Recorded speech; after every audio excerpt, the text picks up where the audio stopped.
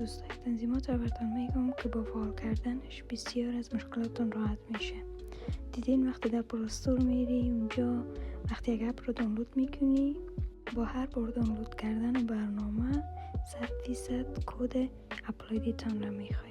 این کار خیلی رو مخه. بیاد تا برات نشان بدم تنظیمات رو انجام بده که این را دیگه نخواه. وارد فیس آیدی شو و کدت را اینجا بزن.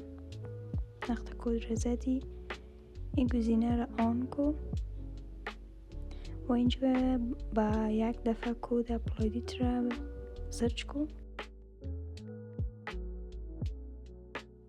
وقتی که یک بار کد اپلودیت را زدی دیگه وقتی هر برنامه را که میخوای دانلود کنی فقط فیس آیدی را میخواه.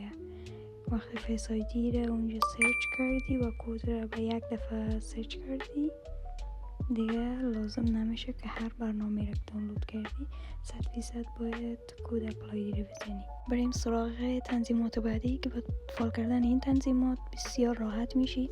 وقتی چارجر را وصل میکنی وای فای، دیتا و بلوتوت آف میشه و این به سلامت باتری بسیار خوب است و چارج هم زود میشه گوشید. در نخست وارد برنامه شورت کارت میشی و اینجا میری و سرچ میکنی شارژ، انتخاب میکنی و گزینه دوم رو انتخاب میکنی. نکست بزن و گزینه اول رو انتخاب کن، گزینه دوم رو و اینجا وای فای رو انتخاب کن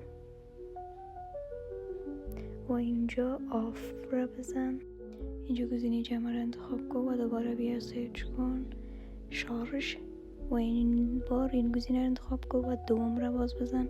گزینه اول رو انتخاب کن، گزینه دوم و دوباره وای فای رو انتخاب کن. وای فای رو که انتخاب کردی این بار آن بگذارش. حالا با این تنظیمات ببین چه اتفاق میفته. گوشی رو به شارژ وصل کردم، وای فای آف شد، وای فای، دیتا، همه چیز آف شد. حالا دوباره با دور کردن شارژر گوشی وای فای وصل شد، دیتا، همه چیز وصل میشه. کامنت بگذارین که آیا این ترفند عالی است به درد بخور.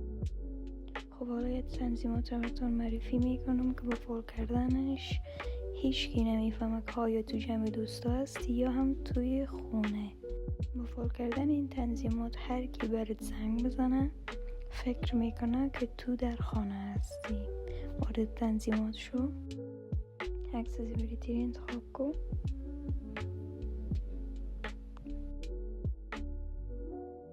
و اسکرول کن به پایین و این گزینه رو انتخاب کن. بازم اسکرول کن به پایین و این گزینه رو آن کن. حالا به هر کی زنگ بزنی، حتی توی جمع باشی، حتی توی محفل باشی، هر جا باشی، هر کی باید زنگ بزنه فکر میکنه تو در خانه هستی. آیفون تنظیمات جدید آورده که در iOS 26 هست و کسایی که با عکسشان تهدید میشن بسیار یک تنظیمات عالی در آیفون آمده که میتونه از موبایل جانب مقابل عکسای خود را دلیت کنه. پس سابسکرایب کن که حتما این ترفند به دردت میخوره، پشیمون نمیشی. سابسکرایب کن که ترفند بعدی همین است.